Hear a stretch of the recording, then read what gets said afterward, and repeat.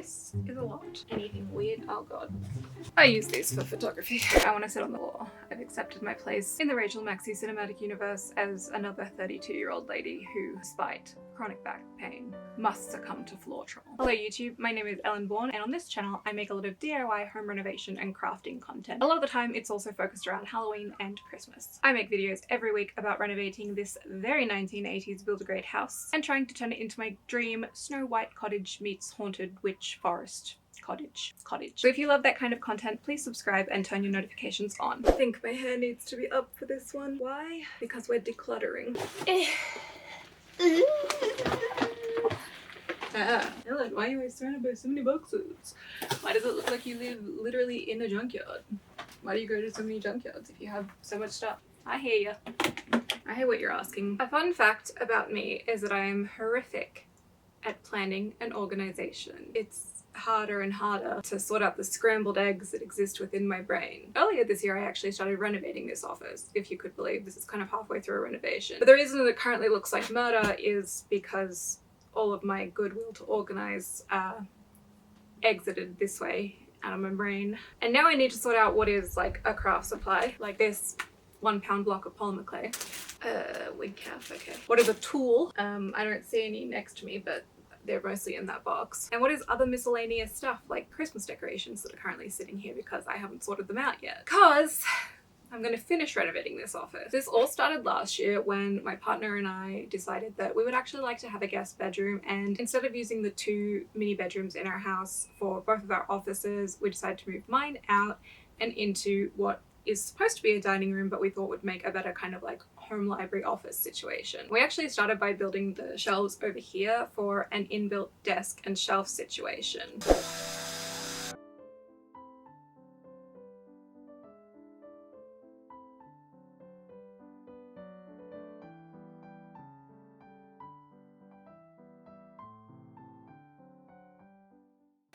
What is in here?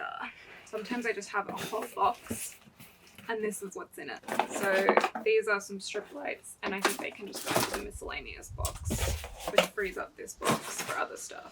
But the reason we never finished this project was because the piece of wood that we used to form the back bracing of the shelf was slightly bent, and my partner told me we needed nails to fix it so it would sit flush against the wall. And then we both couldn't find the nails that we knew we had that were long enough for the job, so we just stopped and left it as is because we didn't think about getting new nails. The good news is we found the nails since. So we paused work on this room, and then back in winter of this year I decided to paint it this lovely sage green. Reason being that in our living room I'm painting a galaxy ceiling and it's going to be dark green with some wood paneling. I wanted this room to be a little brighter and lighter, but still in the green family.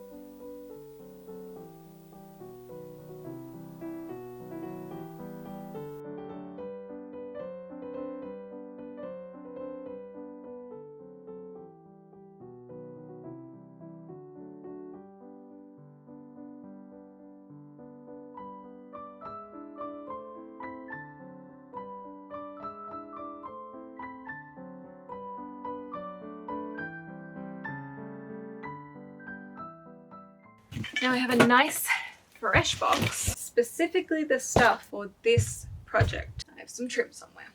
I've already lost it. This guy. This guy. But maybe not that. This. No. Yes. No.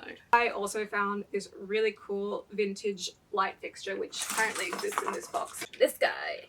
I found him in a junkyard and I decided that I wanted him to be the lighting fixture in this room with some cute like glass covers. I thought that such a pretty chandelier needs something pretty to go around it, so I decided to build a ceiling medallion. And when I thought about what kind of ceiling medallion I wanted, I considered plaster, buying stuff, making stuff, etc., painting stuff. But eventually I settled on cutting out and staining a few pieces of trim and decorative wood and creating a rectangular ceiling medallion. This would match the rectangular shape of the room, but it was a real adventure in measuring. I'm still not totally sure that I've gotten this fully square against the shelves, and I'm gonna have to continue checking it. As you can see, I tried multiple different ways of measuring it, from measuring tapes, lasers, and even templates.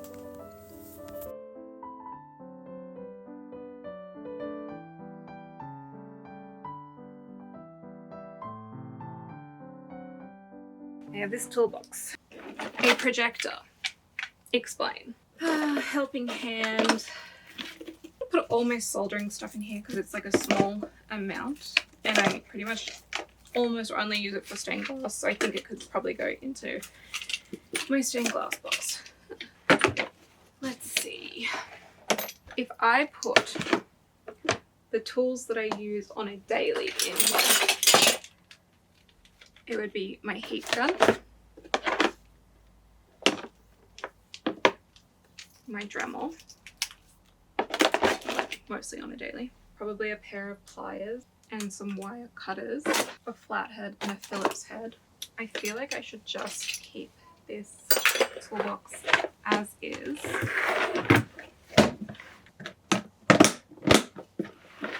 Another catalyst for my newfound spark of dopamine that did hit during the winter months were these bookshelves, which was the biggest part of the renovation so far. And then I thought, with the inbuilt desk and bookshelf idea over here and the bookshelf over here, I could finally live out my dreams of being Belle swinging off that ladder. So I started the work on taking them apart, putting them back together, figuring out how I wanted them to sit, and then hard mounting them against the wall. This was a problem. Believe me, we'll get to the problem, but first.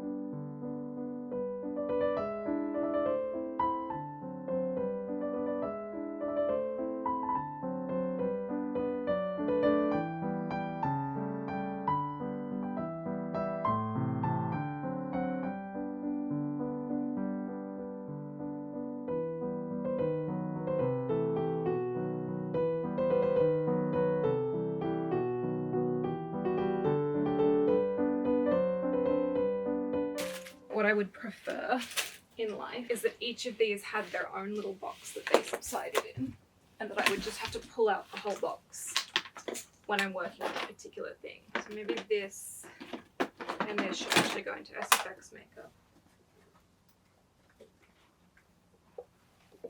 The problem is that I am actually completely insane. I did all of this work, quite poorly, I will admit. To get a light fixing through a spot I wanted it, I may have ripped out the back of a bit of MDF, but it's okay. My partner said something to me that I had been dreaming of since first seeing the disgusting carpet that I'm sitting on, and that was, do you want to get new floors?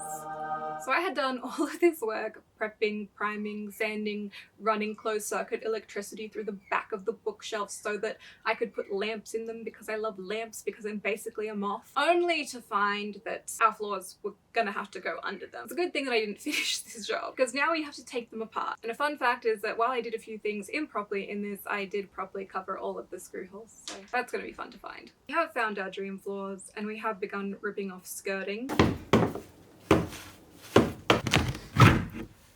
I fight a one-sided war against Scotia. I think it's ugly. I've been ripping up the carpets in our dining room, and the next room that needs to be done is this one, which does in fact mean that my enormous book collection now has to be organized and boxed up so that we can take all of this apart and get the floors of my dreams. And hopefully eventually the office of my dreams. Please tell me why I spackled over the screws. I'm so mad.